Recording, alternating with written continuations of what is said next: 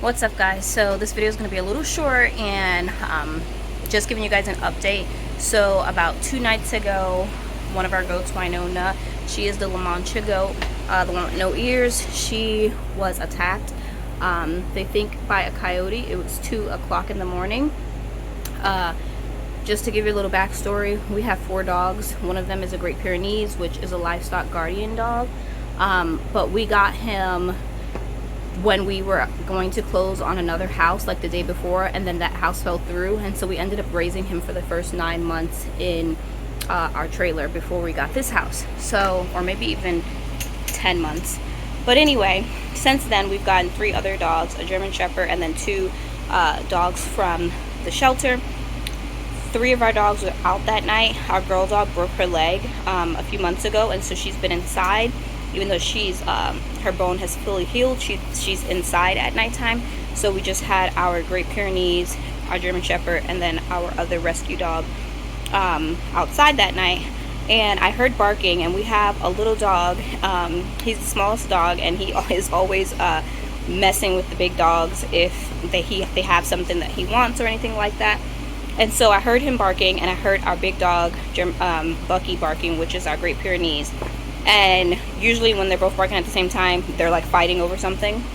And so I woke my husband up and said, hey, you know, the dogs must be fighting, they're barking. It sounded aggressive. And so my husband got up, he brought in the German Shepherd and our small dog named Hawkeye. But Bucky, our Great Pyrenees, was still outside barking, and it was definitely a different bark. You know how you know your pet's bark? It was an intruder bark. And so if you're not familiar with the layout of our property, this fence right here with the opening of the gate, that's the side that the goats are on, as well as our chickens are over there and our turkeys. And on this side we have ducks over in the orchard over there, and then we have our boy goats over here. So all of the dogs was on this side of the fence, and they were barking towards the opposite side of the fence where our goats and our goats, chickens, and turkeys were.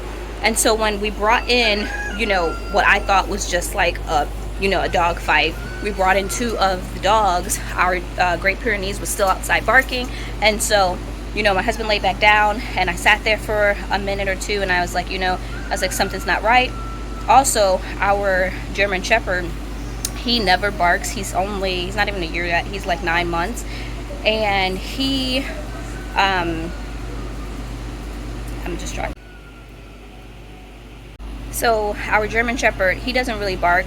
Like, I think I've heard him bark 2 times in the past. One when he was like a baby, and then one as his bark changed, but that was like it. And so he came inside the house, and usually when he goes inside his cage, inside our room, he just lays down and goes to sleep. And this time he stood up and he barked 2 times.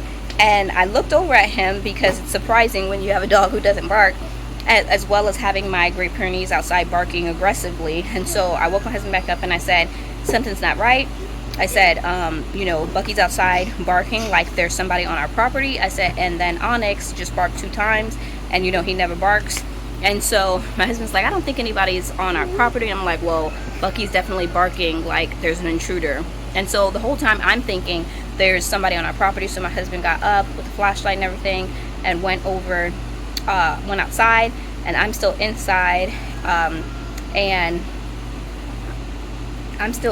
and I hear, I see the flashlight outside moving, and I'm like feeling like it was like 30 minutes that he was outside. And finally he comes back inside, and he says that at first he told me Honor, which is our alpine goat, was attacked. And I was like, man, like, that's crazy. And then he was like, actually no, it was Winona. He was like, she was attacked. She has a lot of scratch marks on her. He's like, when I went out there, Bucky was barking towards the goat side, and when I flashed my light over there, he said I saw something jump towards the woods, jump on the back fence, and then jump over. And he said he couldn't tell how big it was or what it was, but he was like, Winona was bleeding, and that he was going to try to get her to the patio so that we can examine her and see what was going on. So my husband came back, like, I don't know, at this point 30 more minutes later and said he couldn't get her to walk and that she was falling down and everything.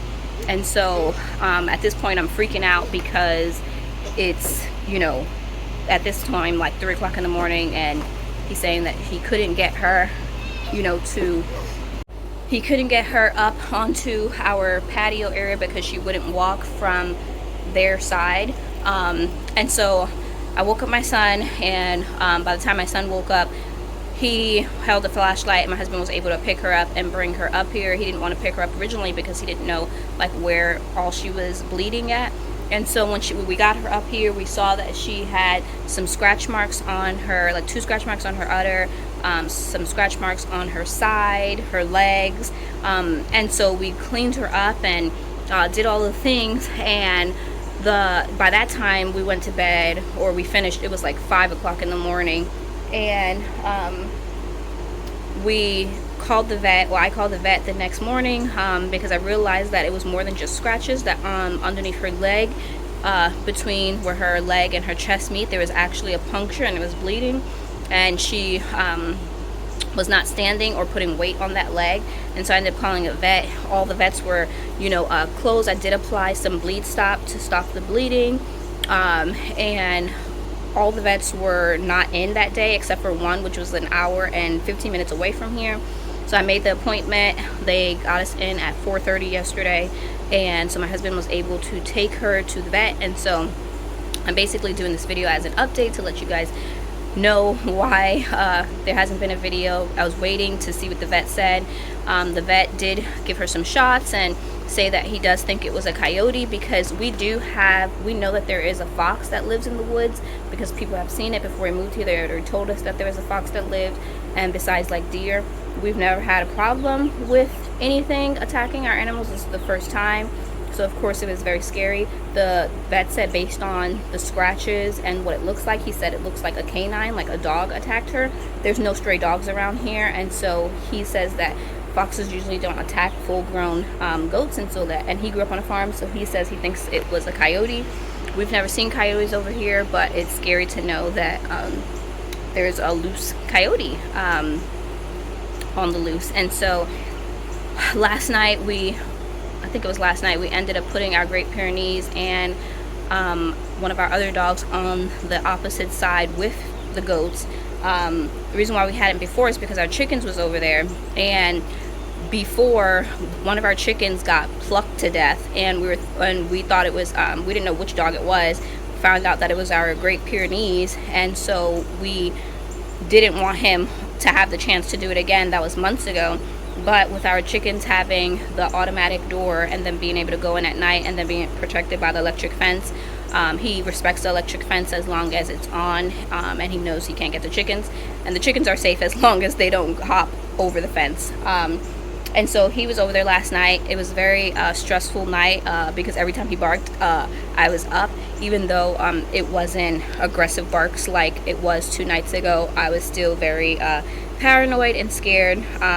And we have had Winona up here on our patio just to keep an eye on her, because we do have to clean her wounds 3 times a day.